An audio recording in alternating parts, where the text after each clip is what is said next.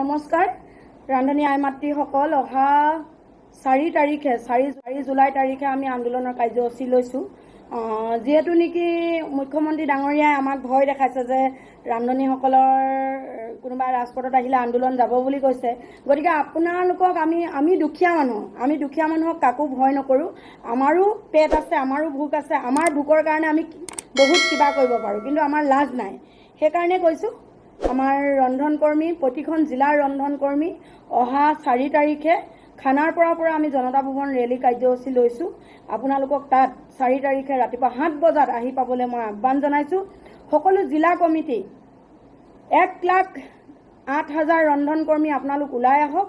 আমি চৰকাৰৰ ৰঙা চকুক কেতিয়াও ভয় নকৰো আমাৰ প্ৰাপ্য অধিকাৰৰ কাৰণে আমি যুঁজিম আৰু যুঁজি যাম সেই কাৰণে আপোনালোকে অহা 4 তাৰিখে ওলাই আহক আমি আন্দোলনৰ কাৰ্যসূচী লৈছো আৰু 7 তাৰিখে আমি আন্দোলনৰ কাৰ্যসূচী লৈছো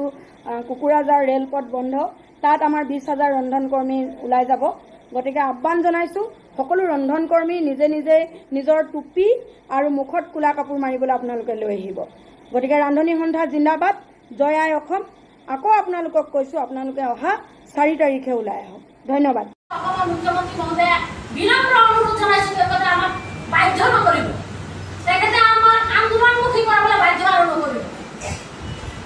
আমি আমাৰ যেতিয়া মাননীয় আমি যেতিয়া আমাৰ দৰমহা যেতিয়া পাবলৈ নোৱাৰিম আমি যেতিয়া নাপাম তাৰ পৰা যেতিয়া আমি বঞ্চিত হ'ম তেতিয়াতো এইটো পৰিৱেশ হ'বই কাৰণ আমি মাসকলে জানো 20 বছৰ দিনে আমি কৰ্ম কৰা নাই আমি জানো খাদ্য খোৱা নাই আমি সম্পূৰ্ণ নিয়মিকে আমি দায়িত্ব আমাৰ কৰি গৈ আছো আমি দায়িত্বৰ পৰা কোনো অগ্ৰাহ্য কৰা নাই আমি দায়িত্ব মানে আমি নিয়মিকে পালন কৰি গৈ আছো 8:45 পৰা আমি বিদ্যালয়ত কৰ্মৰত জন্ম বিদ্যালয়ে চাবাচিতি আদি কৰি পৰা খাদ্য ৰন্ধন কৰ্ম কৰি ল'ৰা ছোৱালীক আমি অন্নদান কৰি আহিছো আৰু আমাৰ ৰান্ধনীয়ে ঘৰ হোৱা হ'বলগীয়া হয় 3টা বাজি যায় বিদ্যালয়ৰ পৰা আহিব নহয় আমাৰ 3টা বাজি যায় গতিকে এইখিনি সময় আজি আমি অতিবাহিত কৰিলো 20 বছৰ দিনে কিন্তু চৰকাৰখনৰ কি গাত নালাগিল আমাৰ ৰান্ধনীসকলে আমাৰ পৰিয়াল কেনেকে চলিছে আমাৰ কথা হ'ল আমি যি দীৰ্ঘদিনীয়া কালচোৱাত আন্দোলনসমূহ কৰি আছো এই আন্দোলনসমূহ আমাৰ কোনো চৰকাৰে আমাক নুশুনিলে যেহেতু বিজেপি চৰকাৰৰ দক্ষ মন্ত্ৰী মাননীয় অসমৰ মুখ্যমন্ত্ৰী মহোদয় আমাৰ এই কণ্ঠ তেওঁ শুনিব বুলি আমি ভাবিছিলো কিন্তু তেওঁ আমাক কি কৰিছে 500 টকা এটা বৃদ্ধি কৰি আমাক মানে টুপ দিছে অনাহাৰক প্ৰদান দিয়া যেন আমি দেখিবলৈ পাইছো আমাৰ আত্মসন্মানত তেখেতে আঘাত সানিছে আমি সেই গতিকে আমি অসম চৰকাৰক এই সংবাদ মাধ্যমৰ যোগেদি আমি সকিয়নি দিব বিচাৰিছো অনাগত দিনত আমাৰ যি দাবী আছে এই দাবীসমূহ চৰকাৰে যদি পূৰণ নকৰে আমি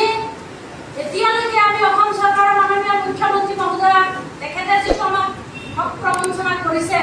তেখেতে যিটো আত্মসন্মানত আঘাত সানি আমাক 500 টকা বৃদ্ধি কৰিছে অথচ আমাৰ এই সন্মানত আঘাত সানাৰ পাছতো আমি তেখেতক কাটৰে হাতজোৰ কৰি অনুৰোধ কৰি আছো আজি সংবাদ মাধ্যমৰ যোগেদি আমি তেখেতক মাত্ৰ 2টা মাহ সময় দিম তেখেতে অক্টোবৰ মাহৰ পৰা দৰমহা বৃদ্ধি কৰিব বুলি কৈছিলে কিন্তু সেই দৰমহা আমি দেখিবলৈ পাইছো 500 টকাহে দিছে আমি 2টা মাহ সময় দিম তাৰ পাছত আমি 1 লাখ ৰান্ধনী ওলাই আহিব সম্পূৰ্ণ পথচাৰী বন্ধ কৰি মানে চলাচল যাতায়াতৰ চাকৰিটো নিয়মীয়াকৰণ কৰি মাহিলী দৰমহা 9,600 টকা বৃদ্ধি কৰিব লাগে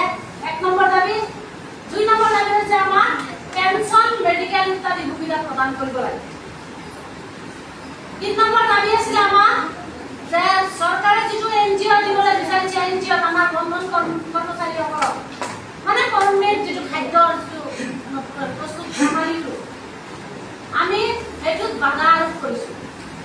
আমাৰ এই দাবীকেইটা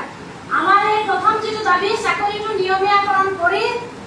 দৰমহা মাহিলী প্ৰথম আছিলে আমাৰ 2007 যে দৰমহা 9,600 টকা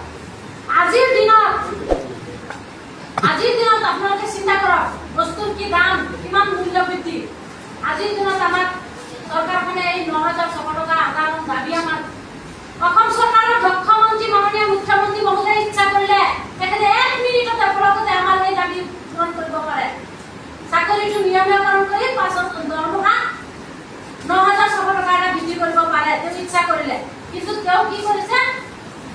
কি কৰি আছে মানে বিভিন্ন দলসমূহক ৰাজনীতিক মানে কিছুমান আন্দোলনমুখী কৰাইছে আমাৰ মন্ত্ৰীখিনি হাৰাশাস্তি প্ৰদান কৰি আছে চৰকাৰৰ এনে কাৰ্যক আমি ধিক্কাৰ দিছো গৰিহণা দিছো নিন্দা কৰিছো যে এই বিষয়টো চৰকাৰৰ পৃষ্ঠপোষকতাত থাকি কিছু সংখ্যক ৰান্ধনি নোহোৱা মানুহ আমাৰ মাজত মানে সুমুৱাই দিছে এইসকলে কি কৰিছে মাজে মাজে আন্দোলনমুখী কৰাইছে আমাৰ ৰান্ধনিখিনি ভাবিছে আমাৰ ৰান্ধনিসকল হৈছে দিশহাৰা মানে আমি ক'ত গ'লে আমি মানে নিৰাপয় মানে তেওঁলোকে মানে দিশহাৰা হৈ আছে অনিশ্চয়তাত ভুগি আছে যে আমি কি কৰিলে আমাৰ দাবীসমূহ পূৰণ হ'ব চৰকাৰলৈ মানে আমাৰ দাবী যাব চৰকাৰখনে আমাৰ এই কণ্ঠ শুনিবলৈ পাব এনে এটা মানে হেৰিত পৰি আমাৰ ৰান্ধনিখিনিক মানে এটা মাজত মানে দুৰ্নীতিগ্ৰস্ত এক প্ৰকাৰৰ মানে দালাল প্ৰক্ষয় বুলি ক'ব লাগিব এইখিনি হ'বলৈ গৈ আছে সম্পূৰ্ণ বিজেপি চৰকাৰৰ মানে নিষ্কৃষ্ট মানসিকতাৰ এটা ৰাজনীতিৰ এটা ঢৌ কাৰণ ইহঁততো ৰান্ধনি নহয় কিন্তু তেওঁলোকে নিজে ৰান্ধনি নহয়ও তেওঁলোকে কিয় আগবাঢ়িছে আন্দোলনমুখী কৰাইছে আমাৰ ৰান্ধনিখিনিক কাৰণ এই আন্দোলনৰ ফল কি হ'ল ইমান বছৰ আন্দোলন কৰাৰ পাছত আমাৰ ৰান্ধনি আমি দাবী আমাৰ প্ৰথম দাবীটো যিটো চাকৰিটো নিয়মীয়াকৰণ কৰি দৰমহা মাহিলী ৯,৬০০ টকা এইটো বৃদ্ধি কৰিছে নেকি আমাৰ এটা মেডিকেল লাগে নে নাই আপোনালোকে কওক পেঞ্চন লাগে নে নাই ২০ বছৰ দিনে আমাৰ উকলি গ'ল কৰ্ম কৰি বিদ্যালয়ত আজি আমাৰ কিয় চৰকাৰে আমাৰ কণ্ঠ কেতিয়া শুনিব চৰকাৰে আমাৰ দুখ আমাৰ চিঞৰ আমাৰ কান্দোন কেতিয়া চৰকাৰে শুনিব এতিয়া হয়তো আপোনালোকে দেখিবলৈ পাইছে বিভিন্ন মানে দল সংগঠনৰ কিছুমান ৰাজনীতিক দলে আমাৰ ৰান্ধনি সাধাৰণ ৰান্ধনিসকলক মানে প্ৰলোভন দি আছে আমাৰ ৰান্ধনিসকলে দিশহাৰা মানে হৈ আছে তেওঁলোকে মানে অনিশ্চয়তাত ভুগি আছে যে যিসকলে মানে যিসকল ব্যক্তিয়ে কৈ আছে যে ৰান্ধনিসকলৰ দৰমহা বৃদ্ধি কৰিব ৰান্ধনিসকলৰ এইখিনি সুবিধা কৰি দিব আপোনালোকে জলদি আহক আমাৰ লগত আন্দোলনত যোগ কৰক এই দলসমূহে এক পক্ষে ক'বলৈ গ'লে চৰকাৰৰ পৃষ্ঠপোষকতা এইবোৰ চৰকাৰৰ পৃষ্ঠপোষকতা বিজেপি চৰকাৰৰ পৃষ্ঠপোষকতাত থাকি কিছুমান মানে দল সংগঠনে ওলাইছে ৰাজনীতি কৰিবলৈ আমাৰ